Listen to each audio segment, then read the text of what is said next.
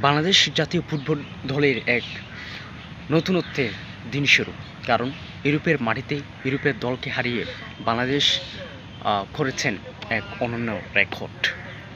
এটা অবশ্যই ধরে রাখতে হবে। থমাস টুলির আন্ডারেই এটাই বাংলাদেশ জাতীয় দলের প্রথম যাত্রা। সে যাত্রায় বাংলাদেশ দল জয় ছিনিয়ে নিয়ে এসেছে। তবেই আত্মসমালোচনার প্রয়োজন পড়ে।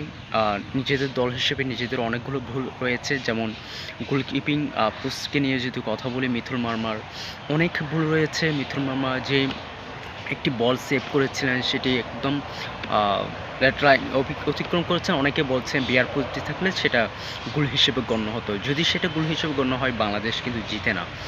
তো সেদিকে আমাদেরকে অবশ্যই খেয়াল রাখতে হবে। এবং থমাস টুলি প্রথম একাদশে মিথুন মার্মাকে রেখেছেন, কিন্তু সেকেন্ডার্ধে কেন আনিসুর রহমান জিহুকে একটু সুযোগ দিয়ে দেখা হলো না?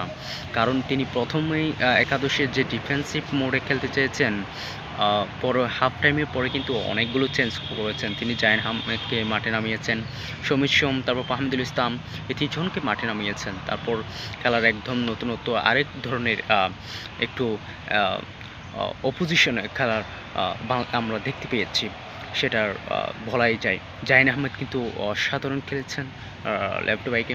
তারপর হচ্ছে ছাদুদ্দিন, তিনিও কিন্তু অসাধারণ খেলেছেন। বিশ্বনাথ ঘোষ তিনি কিন্তু একটা ভুল করেছেন, তিনি চাইলে গোলটা দিতেও পারতেন। ঠিক তেমনিভাবে আমরা যদি আর্জেন্টিনার কথা বলি, না, তিনি কিন্তু গত বিশ্বকাপে মেসির অ্যাসিস্টে গোল করেছিলেন। ঠিক সেম এক ক্যাটাগরিতে খেলেন হচ্ছে বিশ্বনাথ ঘোষ, চাইলেও দিতে পারতেন। যাই হোক, আমরা বিশ্বনাথের তেমন ভুল ধরছি না, কারণ তিনি কোনো ফরওয়ার্ডের লাইনে খেলেন না। তারপর কিন্তু এই ধরনের ছোটো ছোটো বিষয়গুলো অবশ্যই মাথায় রাখতে হবে। গোলের প্রয়োজন হলে এই ভুলগুলো করা চলবে না। সমীর সোম তিনি কিন্তু চাইলে গোল পেয়ে দিতে পারতেন, তিনি কিন্তু পান নাই। যাই হোক, আমরা যেটা বলতে চাচ্ছি, হয়তো বাংলাদেশ দলের এই মুহূর্তে আর কোনো ম্যাচ নেই। সামনে যে ম্যাচগুলো আছে, আমরা এই ধরনের ইউরোপের দলগুলোর সাথে যদি খেলে থাকি, আমাদের আরও ভুলগুলো বেরিয়ে আসবে এবং সামনে আরও কী ধরনের ইমপ্রুভ করা যায় সে বিষয়গুলো নিয়ে আমরা এগোতে পারবো ইনশাআল্লাহ। সামনে আসছে পাঠান আলী ওয়াহিদ, দলের আরও চেঞ্জ হবে। এবং যদি টাওয়ার ইসলাম এরা যদি চলে আসে জাতীয় দলটা কিন্তু একটা নতুনত্বের ছোঁয়া পাবে।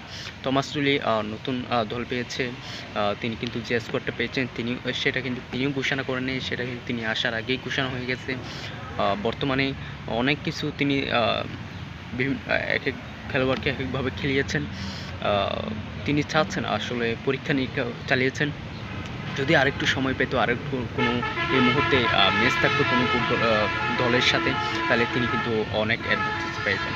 যাই হোক, আমরা আগামী ম্যাচ পর্যন্ত, অর্থাৎ হয়তো এর ভিতরে আর কোনো ম্যাচ নেই, আমরা আগামীতে আরও ইউরোপের দলের সাথে যদি এভাবে কন্ট্রিবিউট করতে পারি, তাহলে আমাদের জন্য ভালো থাকবেন সবাই। আসসালামু আলাইকুম।